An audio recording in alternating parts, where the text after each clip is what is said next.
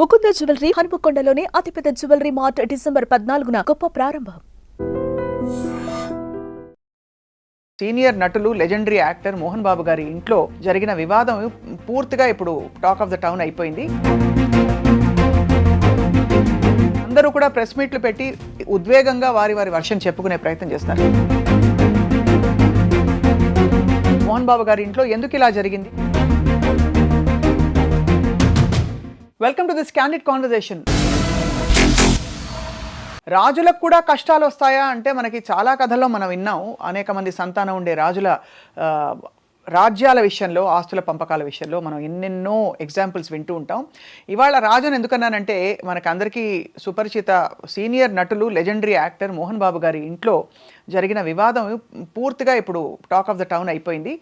అందరూ కూడా ప్రెస్ మీట్లు పెట్టి ఉద్వేగంగా వారి వర్షన్ చెప్పుకునే ప్రయత్నం చేస్తున్నారు. కానీ మానవ సంబంధాలు, సామాజిక కోణాలు, క్రమశిక్షణ ఇవన్నీ చెప్పే మోహన్ బాబు గారి ఇంట్లో ఎందుకు ఇలా జరిగింది, దీనికి పరిష్కారం ఏంటి, కథ సుఖాంతం ఎలా అవుతుంది? కృష్ణకుమారి గారు అందరికీ సుపరిచిత సోషల్ యాక్టివిస్ట్ అండ్ విశ్లేషకులు మనతో ఉన్నారు. నమస్కారం అండి. నమస్కారం. కృష్ణకుమారి గారు, నిజంగా బాధాకరం అండి. అవును, ఇది అంటే తండ్రి కొడుకుల మధ్య వచ్చిన ఈ చిన్న వివాదం బాగా పెద్దదైపోయింది. అసలు ఎందుకు అంటే గతంలో మనం ఇలాంటి ఎగ్జాంపుల్స్ చూసామా? అంటే లెజెండరీ యాక్టర్స్ ఎన్టీఆర్ గారు కావచ్చు, మనకి అక్కినేని నాగేశ్వరరావు గారు కావచ్చు, అనేక మంది సంతానం ఉన్నా కూడా ఎక్కడా ఇలాంటి విభేదాలు రాలేదు మనకు తెలిసి. రాలేదు. వాళ్ళు ఏంటంటే ఎక్కడికక్కడ ఎవరిది వాళ్ళకి కనెక్టింగ్గా పెట్టకుండా, కంబైన్డ్ ప్రాపర్టీస్ పెట్టకుండా ఎవరిది వాళ్ళకి ఇచ్చేశారు. సో ఎవరి దాంట్లో ఎవరు ఇన్వాల్వ్ అవ్వాల్సిన అవసరం లేదు. ఒక అన్నపూర్ణ స్టూడియో గురించి చెప్పుకుంటారు, అది అందరికీ ఉంది వాటా అని. అందరూ కలిసి దాన్ని విడదీయలేరు కాబట్టి అందుకే ఎన్టీఆర్ గారు చిన్న చిన్న స్టూడియోలు కట్టి అంటే ఏదో చేశారు. ఎవరు మాట్లాడరు. అందరికీ అలా కుదరదు. అందరికీ ఎందుకు కుదరదు అంటే జీవితం చాలా తత్వభరితమైంది. ఎంత ఉద్వేగభరితమైందో అంత తత్వభరితమైంది కూడా. ఉద్వేగం ఎక్కువైనా ప్రాబ్లమే, తత్వం ఎక్కువైనా ప్రాబ్లమే. ఇప్పుడు చిన్న వయసులో తత్వం వచ్చిందనుకోండి, చేయాల్సినవి చేయరు. వయసు పెరిగిన తర్వాత ఉద్వేగం ఎక్కువైంది అనుకోండి, మనశ్శాంతి ఉండదు. అవును, మోహన్ బాబు గారి విషయంలో ఇదే జరిగింది.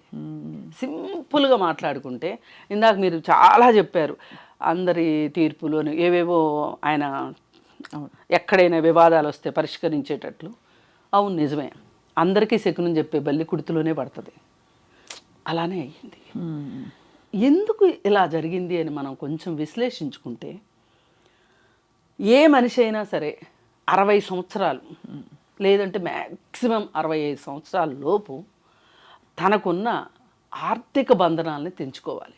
అది మనకి పురాణాలు కూడా, ఇతిహాసాలు కూడా చెప్పారు, చేశారు కూడా వాళ్ళు. ఎందుకు అంటున్నానంటే, కొందరు రాజులను చూసిన తర్వాత ఈ బుద్ధి రావాలి మనకి. ఇప్పుడు తండ్రి ఎప్పుడు సస్తాడా, నేను ఎప్పుడు రాజు అవ్వాలా అని కొడుకులు చూశారు, గమనించి ఉంటారు. సాక్షాత్తు తండ్రిని చంపించిన కొడుకులు కూడా ఉన్నారు. అలాగే పెద్ద కొడుకే రాజ్యం ఇవ్వాలి, చిన్న కొడుకులు అలా ఉండాలి అన్న సందర్భంలో కైకేయి నా కొడుకునే రాజుని చెయ్యాలి అని అడిగింది అని చూపించారు. ఇట్లాంటి వాద సంవాదాలు లేకుండా ఇవాళ రాజులు పోయారు, రాజ్యాలు పోయినాయి, రాణులు పోయారు, కానీ సంస్థానాలు మిగిలిపోయినాయి. ఎక్కడెప్పుడు ఒక్కొక్కళ్ళు కష్టపడ్డారా, చెమటోడ్చారా, రక్తం ధారపోసారా, ఎవరి కడుపన్నా కొట్టారా తెలియదు, కానీ ఇవాళ సంస్థానాలుగా సంపదలు పోగుపడుతున్నాయి. అవును, ఈ పోగుబడిన సంపదని ఈజీగా పంచి ఉన్న 3కో 4కో పిల్లలకి పంచి కొంత తను అట్టి పెట్టుకుని తన జాగ్రత్త కోసం చెయ్యాలి అని తల్లిదండ్రులు అనుకోవట్లా. భార్యకి బొడ్లో తాళాలు భార్యకే ఉండాలి, లాకర్ తాళాలు భర్త దగ్గరే ఉండాలి. ఈ మనస్తత్వం ఉండటం వల్ల ఏం జరుగుతుంది అంటే, పిల్లలకి విపరీతమైన కాంక్ష పెరిగిపోతుంది. నేనే ఎక్కువ తీసుకోవాలి. ఇప్పుడు పంచి ఇచ్చారనుకోండి, వాడికి వెళ్ళిపోయాక దాని మీద మనకు మనసు ఉండదు. కానీ ఇవి పంచినట్టే కదా ఇంచుమించు. అసలు ఈ విషయంలో చూస్తే ఏమో తెలియదండి. పంచలేదని కొంతమంది అంటారు, పంచారని కొంతమంది అంటారు. మరి పంచితే ఇంకెందుకు? ఇప్పుడు మనోజ్ అక్కడ ఎక్కువ పెత్తనం జరిగిపోతుంది, విష్ణు అక్కడ ఎక్కువ పెత్తనం చేస్తున్నాడు అనే మాట ఎందుకు వస్తుంది? విష్ణు మరి మనోజ్ ఎందుకు మాట్లాడతాడు? నాకు అర్థమైనంతలో పంచలేదు. పైగా ఆయన తన అజమాయిషీ కిందనే ఉండాలి అనుకున్నట్లు ఉన్నాడు. ఇప్పుడు విష్ణు కూడా అదే చెప్తున్నాడు, నాన్నగారు ఉన్నంత వరకు కదిలించడానికి వీల్లేదు. ఈ నాన్నగారు ఉన్నంత వరకు కదిలించడానికి వీల్లేదు అంటే ఈ లోపు వీళ్ళు తిండి తినకుండా సావాలా? మనలో మాట. ఇప్పుడు ఆస్తులు ఉండేది ఎందుకండి? ఎంజాయ్ చేయడానికి, అంటే కరిగించుకుని తినమని కాదు నా ఉద్దేశం. అవి మనకు ఉన్నాయన్నే దన్ను ఉండాలి, అవసరమైతే వాడుకోవడానికి కూడా పనికి రావాలి. అసలు డబ్బు అంటే ఏంటి? ఒక ఇంధనం. మన కారులో పెట్రోల్ అయిందే కారు నడుస్తుందా? కారు దాకా వెళ్ళొద్దండి. మన పొట్టలో బ్రేక్ఫాస్ట్ పడకపోతే లంచ్కి ఎంత వెంపర్లాడతాము. అంటే ఇప్పుడు ఇక్కడ చూస్తే పరిస్థితి మనం స్పెసిఫిక్ గా మాట్లాడుకుంటే ముగ్గురు బయటికి రాలేదు, ఒకరే బయటకు వచ్చి అన్నారు. అంటే ఒకరికి ఇవ్వక ఇద్దరికి ఇచ్చారనా? ఎందుకంటే వాళ్ళిద్దరూ అనుభవిస్తున్నారు. అయితే కొత్త కోడలు వచ్చిన తర్వాత బహుశా తనకి జరగవలసినంత మర్యాద ఇంట్లో జరగలేదని చెప్పి విడిగా వెళ్ళిపోదాం అనుకున్నారా మనోజ్ గారు? అంటే పెళ్ళికి ముందే వీళ్ళిద్దరికి ఏదో ఒక విషయంగా బయటే ఉన్నారు వాళ్ళు. అవును, బయట ఉంటే జూబ్లీ హిల్స్లో ఎక్కడో ఉండేవాళ్ళు వాళ్ళు. నేను వాళ్ళిద్దరిని కూడా నాకు కొంచెం పరిచయం ఉంది వాళ్ళిద్దరితో, భార్యాభర్త ఇద్దరితో, మనోజ్ వైఫ్ తోటి. చాలా హ్యాపీగా ఉన్నారు వాళ్ళు, మంచిగా లైఫ్ లీడ్ చేస్తున్నారు. అమ్మాయి ప్రెగ్నెంట్ అయింది. మరి బంధుమిత్రులు ఇచ్చిన సలహా మేరకు ఆ అమ్మాయికి తల్లిదండ్రులు లేరు, మీ తల్లిదండ్రులు ఒంటరిగా ఉంటున్నారు, అన్న చూస్తే దుబాయ్ వెళ్ళిపోయాడు, అక్క చూస్తే బొంబాయి వెళ్ళిపోయింది, నువ్వు కొంచెం ఉండొచ్చు కదా అని సలహా ఇచ్చారు. నా భార్య కూడా ఒప్పుకుంది. అందుకని మేము అక్కడికి వెళ్ళాము, అక్కడ ఉన్నాము. అంతకుముందు కూడా అక్కడే ఉండేవాడు, పెళ్ళికి ముందు ఆ ఇంట్లోనే ఉండేవాడు. పెళ్లి తర్వాత మరి విడిగా ఉండాలనా లేకపోతే మోహన్ బాబు నా దగ్గర వద్దన్నాడా ఏదో కానీ వాళ్ళు బయట ఉన్నారు కొన్నాళ్ళు, కానీ మళ్ళీ వచ్చారు, ఇక్కడే ఉన్నారు. ఏది ఏమైనా మౌనికా రెడ్డిని అంత యాక్సెప్ట్ చేయలేదనేది మటుకు వాస్తవం. అలాగే ఎందువల్ల యాక్సెప్ట్ చేసి ఉంటారని మీ అంచనా? అంటే ఇది రాజకీయ మొదటి భార్య, మనోజ్ మొదటి భార్య విష్ణు భార్య తాలూకు చుట్టాలమ్మాయి. ఆ అమ్మాయికి విడాకులు ఇచ్చే విషయంలోనే మోహన్ బాబుకి ఇష్టం లేదు. అవును, విడాకులు ఇవ్వద్దు అని చెప్పి పరువు పోతుందనో లేకపోతే ఇంకోటో ఆయన ఒక భార్య చనిపోతే ఇంకొక భార్యని చేసుకున్న అనుభవం వల్ల కానీ ఏదన్నా కానీ వద్దు అని చెప్పాడు. ఈ అబ్బాయి కాదు అని విడాకులు ఇచ్చాడు. వాళ్ళకేమి మనస్పర్ధలు ఉన్నాయో ఎవరికి ప్రపంచానికి చెప్పాల్సిన అవసరం లేదు. నన్ను అడిగితే ఇవి వ్యక్తిగత విషయాలండి. అసలు ఇవి ఇంత రాద్ధాంతం అవ్వడం కూడా నాకు ఎందుకో మనస్కరించట్లేదు. ఎందుకంటే ఏ ఇంట్లో లేవు గొడవలు, అంతే కదా.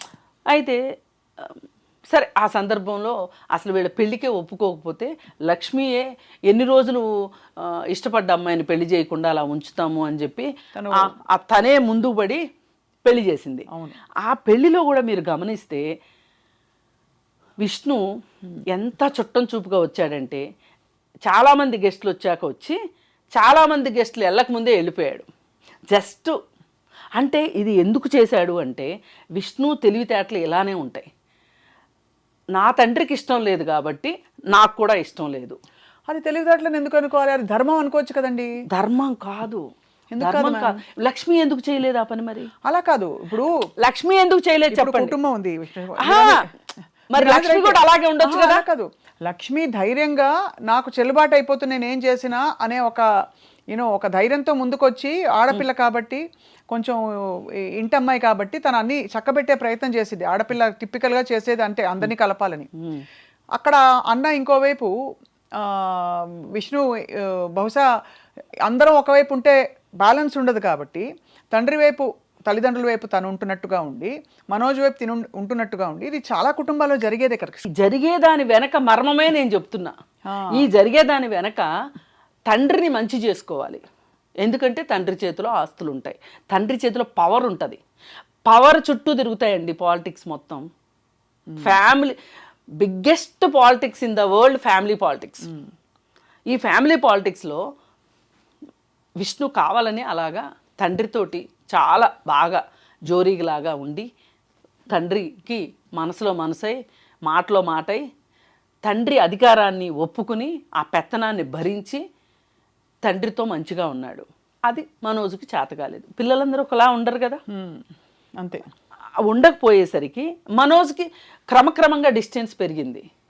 పైగా ఈ వీళ్ళ మధ్యలో ఎప్పటి నుంచో గొడవలు ఉన్నాయి అనడానికి మనోజ్ చెప్పిన కారణం చాలా సముచితంగా ఉంది. అదేంటి అంటే విద్యా సంస్థల నుంచి వస్తున్న డబ్బులతోటి విష్ణు సొంతగా సినిమాలు తీస్తున్నారు, ప్రొడక్షన్ హౌస్ పెట్టి.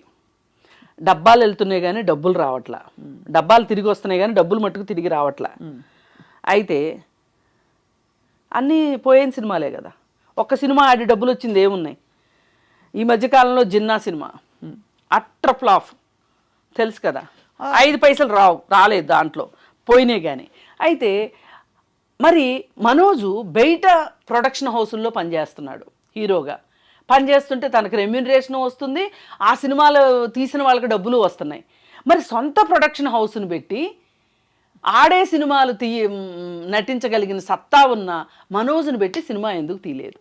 విష్ణుని పెట్టే ఎందుకు సినిమా? అంటే మీ ఆంతర్యం ఏంటంటే ఒకళ్ళని తక్కువ చేసి ఒక కొడుకుకి ఎక్కువ ప్రాధాన్యత ఇచ్చారు అనేది తేట తెల్లం అవుతుంది. కానీ ఒకటి రవికుమార్ గారు, అంటే ఇక్కడ మీరు అన్న పాయింట్ నేను సవినయంగా స్వీకరిస్తూనే, మనకి పురాణాల్లోనే కనిపిస్తుంది కదండి, పురాణాల్లోనే ఇటువంటి ఉదాహరణలు ఉన్నాయి శ్రీరామచంద్రుడికి. అలా అని ఇక్కడ ఏదో అలా అని భరతుడు చెడ్డవాడని మనం ఎలా అంటాం? నేను చెడ్డవాడు అనట్లేదు, నేను చెడ్డవాళ్ళు మంచివాళ్ళు అనట్లేదు. ఒక తండ్రిగా నువ్వు సమానంగా చూడాల్సిన బాధ్యత ఉందా లేదా? ఒక తండ్రికి పిల్లలు ఎలా అన్నా ఉండేవండి. ఇద్దరు పిల్లలు ఉన్నారండి, ఒకళ్ళు చాలా సెల్ఫ్ సఫిషియెంట్గా చాలా బాగుంటారు. ఒక అబ్బాయికి అనారోగ్య కారణాల వల్ల కావచ్చు, లేకపోతే అతనికి తెలివి తక్కువ వల్ల కావచ్చు, ఒక పిల్లవాడు లోలో ఉన్నాడు అనుకోండి, పెద్దవాడిని కూర్చోబెట్టి, అరే నాన్న నీ తమ్ముడు ఇలా, నీ అన్న ఇలా ఉన్నాడు, పరిస్థితి ఎలా ఉంది, అతన్ని కూడా మనం పైకి తెచ్చుకోవాలి అని మాట్లాడి చేయాల్సింది పోయి నువ్వే డిఫరెన్స్ చూపిస్తుంటే వాళ్ళ మధ్యలో వైషమ్యాలు పెరగవా? ఖచ్చితంగా వైషమ్యాలు ఏ కుటుంబాల్లో ఉండకూడదు, ఒప్పుకుంటా. ఎన్టీ రామారావు గారు ఇప్పుడు ఆయనకి 10 మంది సంతానం కదండి, ఎంతమంది బాలకృష్ణ గారు అంత పాపులర్ అయ్యారు? మరి ఆయన అందరికీ ఏదో ఒక రకంగా ఏదో ఒక రంగంలో, సినిమాటోగ్రఫీలో ఒకళ్ళకి, ప్రొడక్షన్లో ఒకళ్ళకి, యాక్షన్లో ఒకళ్ళకి, కుటుంబ వ్యవహారాలకు సంబంధించి ఒకళ్ళకి, ఇప్పుడు రామకృష్ణ అనే ఆఖరణ ఉంటాడు, అతను అందరు కుటుంబ సభ్యుల ఆర్థిక వ్యవహారాలు విషయంలో అతను చూసుకుంటాడు. ఒక ఆయన ఉన్నాడు, ఆయన సినిమాటోగ్రఫీ చేస్తారు. అవును, ఇట్లా ఉన్నారు. అక్కడ ఇప్పుడు ఎవరైనా వచ్చి బయటకు వచ్చి మాట్లాడింది లేదు కదా, నేను అనేది అది. ఇప్పుడు ఇక్కడ ఎందుకు అయ్యింది ఇంత అంటే, మనోజ్కి ఎందుకు ఆ ప్రాధాన్యత ఇవ్వలేదని మనం మీ విశ్లేషణ లేదు, కొంతమంది అభిప్రాయం లేవు కదా. నాకు అందరూ నన్ను అల్లారు ముద్దుగా నిన్ను పెంచాను, అందరికంటే ఎక్కువ నీ మీద ఖర్చు పెట్టి పంపించానని స్వయంగా తండ్రి గారు అన్నారు కదండి. కాదు, నీ మీదనే ఎక్కువ ఖర్చు పెట్టాలనుకున్నాను, నిన్ను చదివిద్దాం అనుకున్నాను, కానీ నువ్వు చదువుకోలేదు అన్న పక్కన ఒక ఫిల్ ఇన్ ద బ్లాంక్ ఉంది. నీకే ఎక్కువ ఖర్చు పెట్టి చదివిద్దాం అనుకున్నాను కానీ నువ్వు చదవలేదు అనేది ఫిల్ ఇన్ ద బ్లాంక్. అంటే అసలు ఆ వీడియో మొత్తంలో మీరు ఆశాంతం గమనిస్తే బిట్టు ఆత్మస్తుతి పరనింద, ఈ మొత్తం విషయానికి మనోజే కారణం, నేను ఏమాత్రం కారణం కాదు, విష్ణు ఏమాత్రం కారణం కాదు అన్నట్లుంది. ఇది వింటే ఒకవేళ మనోజు మనసు మార్చుకుని ఒక చోట కూర్చుని అక్రాస్ ది టేబుల్ ప్రశాంతమైన వాతావరణంలో కూర్చోవాలి అని అనుకుంటే కూడా అతను వెనక్కి వెళ్ళిపోయేటట్లుంది ఆ వీడియో. ఇప్పటికైనా నువ్వు నష్ట నివారణ చర్యలు చేపట్టాలి అంటే కొన్ని మాటలు మాట్లాడకూడదు. అవును, విష్ణు కూడా అదే మాట్లాడుతున్నాడు. మనోజ్ చేసిన దానికి నా తండ్రి చాలా తక్కువ చేశాడు అని మాట్లాడుతున్నాడు. నువ్వు కాదు ఆ మాట అనవలసింది, మోహన్ బాబు అనాలి. నువ్వెందుకంటావు? ఇప్పుడు అసలే మీ ఇద్దరికి గ్యాప్ ఉంది, ఈ గ్యాప్ను ఫిల్ చేయాల్సిన మోహన్ బాబు గారి గ్యాప్ను ఫిల్ చేయకపోగా అది ఏదన్నా కానివ్వండి ఆ గ్యాప్ పెరుగుతా వెళ్తుంది. ఇప్పుడుకైనా సరే, ఇప్పుడు లక్ష్మి ఎందుకు ఏమీ మాట్లాడుకోకుండా వెళ్ళిపోయింది? ఇది నా వల్ల కాదు అనేది ఆమెకు అర్థమైపోయింది, ఇది నా కప్ ఆఫ్ టీ కాదు అని అర్థమైంది ఆమెకి, వెళ్ళిపోయింది. నా వల్ల కాదు అనిపించింది. గతంలో పరిష్కరించిన తనే పెళ్లి విషయం అప్పుడు, ఇప్పుడు ఈసారి తను ఏమి ఇంకా కుదరని పని అని వైదొలగడం అది ఓకే అంటే ఎవరి బాగోగులు. కానీ ఇతను వచ్చిన దగ్గర నుంచి ఇంకొంచెం ఎక్కువ రాజుకుంటుంది తప్పితే ఇతను ఇచ్చే స్టేట్మెంట్ల వల్ల విష్ణు గారు ఇచ్చే విష్ణు ఏది ఏమైనా ఇది మా కుటుంబ వ్యవహారం, మేము తేల్చుకుంటాము అంతే కదండి అనేసేసి ఊరుకుంటే బాగుంటుంది. ఇప్పుడు మోహన్ బాబు గారు కూడా ఆ ఆడియో రికార్డు పంపించిన దాంట్లో ఎక్కడా కూడా ఆయన ఒక్క తగ్గమని నేను అనట్లా, కానీ కోపంలో ఉన్న కొడుకుని మచ్చిక చేసుకోవాల్సిన అవసరం అయితే తల్లిదండ్రులకు ఉంటుందండి. అది ఏ వయసు అయినా కానివ్వండి, అది తల్లిదండ్రులకు మాత్రమే తెలిసిన విద్య. అది అంటే ఒక వయసు అయ్యాక కృష్ణకుమారి గారు తల్లిదండ్రులే పిల్లలు ఈడొచ్చిన పిల్లలు చెట్టంత కొడుకుని ఊరికే అంటారండి. అవును, అవును. కొడుకులు పెద్ద అయ్యాక కొడుకులు కావచ్చు, కూతుర్లు కావచ్చు, ఇవాళ రోజుల్లో వాళ్ళ జీవితాలు బాగోగులు వాళ్ళు చూసుకుంటూ ఎక్కువ అందులో మనకి చట్టపరంగా చూసినా కూడా కష్టపడి సంపాదించిన ఒక ఆస్తిలో, కష్టార్జితంతో సంపాదించిన ఆస్తి ఎవరికి కావాలంటే వాళ్ళు ఇచ్చుకోవచ్చు. అవును, అది ఉంది చట్టపరంగా చూస్తే. ఇక సామాజిక సోషల్ నైసిటీస్ అంటారా, ఎవరి బాధ్యతలు వాళ్ళు తెలుసుకోవాలి, ఎవరి దారి వాళ్ళు వెళ్ళినప్పుడు ఖచ్చితంగా దాని పర్యవసానాలు కూడా అదే విధంగా ఉంటాయని అర్థం చేసుకోవాలి కదా. అట్లా కాదు, మోహన్ బాబు గారిని అనమనండి, ఈ ఆస్తి నేను సంపాదించాను, నా ఇష్టం వచ్చినట్టు చేసుకుంటాను, పిల్లికో కుక్కకో పెట్టుకుంటాను అనే మాట అనమనండి. ఆ మాట అంటే జనాలు ఏమనుకుంటారో, కొడుకును కాదని ఊరోళ్ళకి ఇస్తావా అంటారు. ఇప్పుడు రతన్ టాటా సొసైటీకి చేశారు, అలాగే అజిం ప్రేమ్జీ చేశారు, శివనాడార్ చేశారు, ఇంకా చాలామంది ఉన్నారు చేస్తున్న వాళ్ళు, ప్రపంచవ్యాప్తంగా చేస్తున్న వాళ్ళు కూడా ఉన్నారు. కానీ వీళ్ళందరూ ఏం చేస్తారు అంటే, వాళ్ళకి పిల్లలు అంటూ ఉంటే వాళ్ళకి ఇవ్వదలుచుకున్నది వాళ్ళకి ఇచ్చేసేసి తను పెట్టుకున్న దాన్ని ఇలాంటి ఫిలాంథ్రఫీకి వాడతారు. అలా చేస్తారు. కానీ అసలు మీకు నేను ఏమి ఇవ్వను, నేను మొత్తం కుక్కకో పిల్లికో పెట్టుకుంటాను అని మట్టుకు అనరు. ఎందుకంటే అరే కన్నాడు కదా, సంపాదించాడు కదా, పిల్లలకి ఇవ్వాల్సిన బాధ్యత లేదా అంటారని చెప్పి పిల్లలకి ఇవ్వడానికే మొగ్గు చూపుతారు. తల్లిదండ్రులను చూసుకొని పిల్లలకు కూడా తల్లులు ఆస్తులు ఇస్తున్న రోజులు ఇవి. ఎందుకు అంటే సమాజానికి భయపడి, సమాజం ఏమనుకుంటుందో అని భయపడి. ఆ మాట మట్టుకు మోహన్ బాబు గారు అనడు, ఎందుకంటే మళ్ళీ ఈ చెడ్డ పేరు ఎక్కడొస్తుందోనని. కానీ పిల్లల ముగ్గురిని సమానంగా చూసే విషయంలో, ఆస్తి పంచే విషయంలో కానీ, ప్రేమాభిమానాల విషయంలో కానీ ఎక్కడో ఒక ఇంబ్యాలెన్స్ అయితే ఆ ఇంట్లో నడిచింది అనేది అర్థమవుతుంది. పైగా ఇంకొకటి, అన్నిటికన్నా చాలా ప్రమాదకరమైన వ్యాఖ్య విష్ణు చేసింది. ఏ వినయ్ వల్ల అయితే ప్రాబ్లమ్స్ వస్తున్నాయి అని మనోజ్ అన్నాడో అతని గురించి మంచి సర్టిఫికెట్ ఇచ్చాడు. ఇది మనోజు ఏదైనా ఒక మనసు మార్చుకుని, సరే మా అన్నయ్య, సరే మా నాన్న, నాకు అన్యాయం జరిగినా నేను సరిపెట్టుకుంటాను అనే ఉద్దేశంలోకి మనోజు వద్దాము అనుకున్నా కానీ ఇలాంటి డేంజరస్ స్టేట్మెంట్స్ వల్ల అతను ఇంకాస్త గట్టిపడతాడు తప్పితే మెత్తపడడు. నో ఖచ్చితంగా ఏదేమైనా కృష్ణకుమార్ గారు, ఇప్పుడు రూల్స్, చట్టం, అలాగే న్యాయ వ్యవస్థ ఇవన్నీ ఇంకోవైపు, సామాజిక బాగోగులు, మంచి చెడులు అన్నది అది వేరే అవుతుంటుంది. మీ కోణంలో ఉండేది ఒక కోణం ఉంటుంది. నేనేమంటున్నానంటే, ఇప్పుడు వినయ్ అనే అతను అవుట్ సైడర్, ఎవరెన్ని మాట్లాడుకున్నా మనము అవుట్ సైడర్స్మి. అవును కదా, మరి అలాంటప్పుడు వినయ్ని వెనకేసుకు రావడం ఏంటంటారు? వినయ్ని వెనకేసుకొస్తే అసలు మనోజ్ వ్యతిరేకిస్తుందే ఈ వినయ్ని. ఇది కొంచెం గ్యాస్ లైటింగ్ అవ్వదు? ఇప్పుడు మనం ఇవాళ ఏ పరిస్థితిలో ఉంది ఆ కుటుంబం, ఎవరైనా సరే తగ్గి అసలు ముందు ప్రపంచానికి వార్తలను ఇవ్వడం మానేయాలి అనే ఒక పరిస్థితిలో ఇవాళ ఆ కుటుంబం ఉంది. నేనైతే ఈ విషయానికి మటుకు చాలా బాధపడుతున్నా. ఎందుకంటే ఏ ఇంట్లో గొడవలు లేవు, అందరిళ్లలోనూ గొడవలు ఉన్నాయి. కానీ ఇలా మొత్తం మీడియాకి ఎక్కుతున్నాయా? ఒక సెలబ్రిటీ అనే హోదా ఎంత ముళ్ళ కిరీటమో ఇప్పుడు అర్థమవుతుంది. అవును, మరి ఈ పరిస్థితుల్లో దీని నుంచి ఎంత త్వరగా బయటపడాలి అనే ఒక ఆతృత ఉండాలి. ఇంకా గొడవలు పెంచుకుందాం అనే దానికన్నా ఎంత తొందరగా, అసలు ఇప్పుడు వినయ్ అతను ఒక ఎంప్లాయీ, అంతకంటే అతని గురించి కామెంట్ చేయడానికి లేదు అని ఉంటే అయిపోయిండేది. అంతే కదా. అలా అనకుండా ఏ మనోజు ఎవరి గురించి అయితే మాట్లాడుతున్నాడో అతను నువ్వు వెనకేసుకొస్తున్నావు అంటే అతను నువ్వు ఒకటే అనే కదా అర్థం. అవును, నేనేమంటున్నానంటే కుటుంబ వ్యవస్థని కాపాడుకోవటం కానీ, కుటుంబాలని కాపాడుకోవటం కానీ చాలా కష్టతరమైన విషయం. ఒక బిజినెస్ని విజయవంతంగా నడపచ్చు, కానీ ఒక కుటుంబాన్ని విజయవంతంగా నడపటం చాలా కష్టం. ఎందుకు అంటే వాళ్ళ ఒక బిజినెస్లో బయట వ్యక్తులు ఉంటారు, వాళ్ళతో మనకి ఏ విధమైన అటాచ్మెంట్స్ కానీ ఏ విధమైన ఎక్స్పెక్టేషన్స్ ఉండవు, భావోద్వేగాలు ఉండవు. కానీ కుటుంబం అనేసరికి ఇవన్నీ ఉంటాయి, భావోద్వేగాలు ఉంటాయి. వీటిని కాపాడుకోవాలి అంటే హ్యాండిల్ విత్ కేర్ ఉండాల్సిందే. తప్పకుండా హ్యాండిల్ విత్ కేర్. కానీ ఏదేమైనానండి, ఎవరి కోణం వారిది కృష్ణకుమారి గారు. ఇందులో మీరు చెప్పిన కోణాలు కొన్ని కరెక్టే అయినప్పటికీ ఇక్కడ ఏంటంటే విషయం, ఇది చాలా సున్నితమైన విషయం.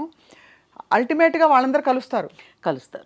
కలవాలి కూడా. మనం ఎంత కామెంటరీ ఇచ్చినా కూడా కలవాలి, కలుస్తారని ఆశిస్తాం కదండి. అవును, అంతే కదా అది. అండ్ కుటుంబ వ్యవస్థలు ఇందులో చూసి నేర్చుకోవాల్సింది ఏంటంటే, మనం గాజుపదునుగా జాగ్రత్తగా బంధాలను నిలుపుకుంటూ చేయవలసిన కర్తవ్యాలన్నీ కూడా ఆ టైంకి చేసేస్తే బహుశా ఇలాంటి మనస్పర్ధలు రాకుండా కాపాడుకోవచ్చు అని చెప్పడానికి జరిగింది. అంతకంటే ఏం లేదు కదా. ఇప్పుడు నేను ఫ్యామిలీ కౌన్సిలింగ్లో కూడా చూసేది ఏంటంటేనండి, ఏ అత్తగారు మామగారు అయితే ఫెవికాల్ లాగా బంధాలు చాలా దృఢమైనవి అని అనుకుంటూ ఎక్కువ ఇన్వాల్వ్ అయిపోతుంటారో పిల్లల జీవితాల్లో, ఆ కుటుంబాలే రోడ్డుకి ఎక్కుతాయి. ఎవరైతే నా పాత్ర అయిపోయింది ఏంటి, పెళ్లి చేసుకున్నాం, పిల్లల్ని కన్నాం, వాళ్ళని పెంచాం, వాళ్ళని పెద్ద చేసాం, ప్రయోజకులను చేసాం, మా పాత్ర అయిపోయింది, మా డ్యూటీ మేము ఫుల్ఫిల్ చేసాం, ఇంకా బతకటం అనేది వాళ్ళ డ్యూటీ అని వదిలేస్తారో ఆ కుటుంబాలు చాలా బాగుంటాయి. అవునండి. అలా కాకుండా అన్నీ మళ్ళీ ఇంకా నేనే ఉండాలి, నా పిల్లలు అనే ఒక మనస్తత్వం ఇలాంటి కుంపట్లు చేస్తాయి. అందుకే నేను మొదటి నుంచి నాకు ఖలీల్ జిబ్రాన్ అంటే చాలా ఇష్టం. ఆయన సూక్తి ఒకటి ఉంటుంది, పిల్లలు నీలో నుంచే వస్తారు కానీ నీ వాళ్ళు కాదు. అది మనం ఎంత బాగా అర్థం చేసుకుంటే మన జీవితాలు అంత బాగుంటాయి. నాకు పిల్లలు ఉన్నారు, నేనైతే అదే పాటిస్తా. నేనే కన్నా, నేనే పాలిచ్చాను, ప్రసవ వేదన పెట్టి కన్నాను. కానీ ఎంతవరకు ఒక పాయింట్ అయ్యాక నీ రెక్కలు నీకు వచ్చాయి, నువ్వు ఎగురు, నీ జీవితం చూసుకో అని. అందుకే పిల్లలు కూడానండి అదే ఒక స్వావలంబన చూపిస్తే తల్లిదండ్రులకు కూడా ఒకలాంటి తృప్తి అండి. ఇక్కడ నిజంగానే మీరు అన్నట్టు మీ పాయింట్ అర్థం చేసుకున్నారు కృష్ణకుమార్ గారు. తప్పకుండా ఈ సమస్య పోయి ఈ విషయం వాళ్ళది. అసలు ఇంకొకటి అండి, జీవజాలం మొత్తంలో కూడా అతి ఎక్కువ కాలం తల్లిదండ్రుల మీద ఆధారపడేది మనుషులే. జీవితకాలము మనుషులకే ఎక్కువ. పాయింట్. అవును, మనుషులకే ఎక్కువ. నేను మొన్న వీడియో చూశాను, ఒక పెట్టె గుడ్డు పెట్టింది, 10 గుడ్లు పెట్టింది, రోజుకొకటి. 10 గుడ్లు అయిన తర్వాత పిల్లలు వచ్చేసినాయి. పిల్లలకు ఆహారం అవసరమైంది అనుకున్నప్పుడు ఎక్కడికో ఎగిరెళ్ళి ఆహారం తీసుకొచ్చింది, పెట్టింది. 4-5 రోజులు పోయిన తర్వాత ఇవి ఆహారం సంపాదించుకోవడం మొదలెట్టాయి. ఆ తల్లి మళ్ళీ అంతర్ధానం అయిపోయింది. మరి గూడు ఇరుకయిందని వెళ్ళిందా, లేకపోతే ఇది ఇంతే సృష్టి అనుకుని వెళ్ళిందో తెలియదు, కానీ అయిపోయింది. ఇప్పుడు దూడలు ఉంటాయి, కాతే జీవితకాలం కూడా మన మనుషులది ఎక్కువ కాబట్టి, మనకు ఆలోచన శక్తి ఉంది కాబట్టి మనం ఎక్కువ ఆధారపడేటట్లు చేసుకోవడం. మనం సృష్టించుకున్న ఉద్వేగాలు, పరిస్థితులు అవి. నిజంగానే మీరు అన్నది అది చాలా మంచి విశ్లేషణ అందించినందుకు కృష్ణకుమార్ గారు యాజ్ ఆల్వేస్. ఇవాళ కొత్త కోణం, మీతో మామూలుగా పెద్ద అంటే మహిళా సమస్యల గురించి మాట్లాడతాం, ఇవాళ ఇంకా సామాజిక కోణం, జీవితం, కొంత ఫిలాసఫీ కూడా కలిసి చాలా వీరు పూర్తిగా సంపూర్ణంగా చెప్పినందుకు మీకు ధన్యవాదాలండి. నమస్కారం. Thank you.